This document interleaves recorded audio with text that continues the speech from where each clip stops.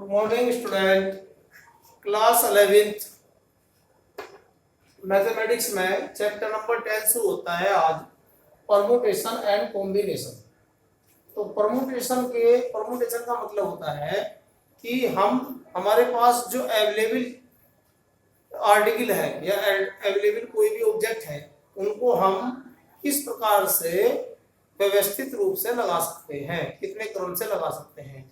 जैसे कि आपके पास बुक है अपनी, तो आप उस बुक को कितने प्रकार से रख सकते हैं। किसी अलमारी में खड़ी करके रख सकते हैं, पड़ी करके रख सकते हैं। ऐसी बैग को अपने आप कैसे लगा सकते हैं, पहले नीचे बड़ी बुक, फिर छोटी बुक, फिर उससे छोटी बुक, एक तरफ कॉपियां एक तरफ किताब। तो जो भी अरेंजमेंट आप बनाते हैं उसको हम परमुटेशन बोलते हैं। परमुटेशन के द्वारा उसको हम डिफाइन करते हैं मैथमेटिक्स में। जैसे कि सपोज करो, जैसे क्लास में बच्चे हैं और उनकी प्रेयर होनी है और वे बच्चे क्या नाम फील्ड में आते हैं, तो वे अपनी क्लास वाइज जो खड़े होंगे व्यवस्थित रूप से, तो उसको हम परमुटेशन बोलते हैं। तो जो अवेलेबल है उनका क्रम लगाना उसको बोलते हैं परमुटेशन। उसके दो तरीके हमारे पास हैं। एक फंडामेंटल प्रिंसिपल ऑफ काउंटिंग, ये हमारा टॉपिक यहाँ से स्टार्ट होता है, सिलेबस भी यहाँ से है। इसके दो फार्मूले हैं। एक फार्मूला है इसका मल्टीप्लिकेशन का, एक है एडिशन का। So here we shall discuss two fundamental principles, that is the principle of addition and principle of multiplication. Suppose that पहले वाले टॉपिक है हम एडिशन वाला कर रहे हैं हम। Suppose the work A can occur, अगर कोई व्यक्ति एक व्यक्ति है और m तरीके से किसी कार्य को करता है, and B can occur in n way, B उस कार्य को n तरीके से कर सकता है, and both can not occur, दोनों एक साथ नहीं करेंगे साइमल्टेनियसली। देन ए और बी या ए और बी में से किसी एक को, एटलीस्ट वन, इनमें से कोई एक, कम से कम एक, can occur in the m plus n ways. तो ये इसका फॉर्मूला है। अब इसका एग्जांपल से इसको डिस्कस करेंगे। जैसे कि सपोज करो तीन तरह के प्राइज है हमारे पास। जैसे कि एक एग्जांपल दिया हुआ है आपकी बुक में है, इसमें दे रखे 6 कैंडिडेट है, 3 क्लासिकल लेते हैं सब्जेक्ट, 2 मैथमेटिकल लेते हैं।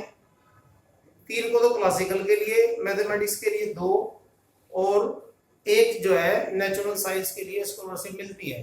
तो 3 तरह के सब्जेक्ट में स्कॉलरशिप देनी है। कुल कैंडिडेट 6 हैं और 3 तो मिलती हैं मैथमेटिक्स में, 2 मिलती है 2 मिलेंगी, 3 तो मिलेंगी क्लासिकल में, 2 मिलेगी मैथमेटिकल में और नेचुरल साइंस में मिलेगी एक स्कॉलरशिप। इनमें से वन ऑफ दीज, अगर किसी एक को हमें स्कॉलरशिप देनी है तो वहां पर हम प्रिंसिपल ऑफ एडिशन लगाते हैं। वहां इन तीनों जितने भी वेज हमारे पास उन सबको हम प्लस कर देंगे। ठीक है। अब ये दूसरे वाला आता है principle of multiplication. Principle of multiplication का मतलब है कि दो व्यक्ति कार्य कर रहे A and B, let A can occur M ways, एक एम तरीके से किसी काम को करता है, बी एन तरीके से उस कार्य को करता है।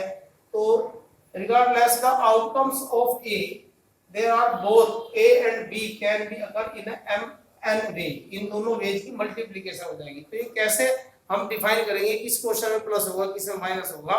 तो अगर हम ये निकालते हैं फॉर एग्जांपल, जैसे कि सपोज करो हमारे पास 6 दरवाजे हैं। उन 6 दरवाजों में से किसी एक को छोड़ के, जिसमें से आप अंदर आए हैं, किसी रूम में 6 दरवाजे हैं, उसमें आप एक दरवाजे से अंदर आ गए, फिर उसके बाद उससे आउटकम्स बाहर जाने के लिए, एग्जिट करने के लिए उस वाले रूम से हमारे पास 5 ऑप्शन बचेंगे, क्योंकि हमें वो वाला ऑप्शन छोड़ना है। क्वेश्चन इस प्रकार का है, जिस दरवाजे से आप अंदर आए हैं, तो हमारे पास टोटल दरवाजे थे आने जाने के। हम टोटल वे देखते हैं कितने तरीके से हम आ जा सकते हैं। तो 6 तरीके से हम अंदर आए और 5 तरीके से हम बाहर निकल सकते हैं। तो 6 × 5, तो उसमें दोनों की मल्टीप्लिकेशन होगी, वहां प्रिंसिपल ऑफ मल्टीप्लिकेशन लगेगा। तो इस तरीके से फैक्टोरियल मैंने आपको कल को बताया था।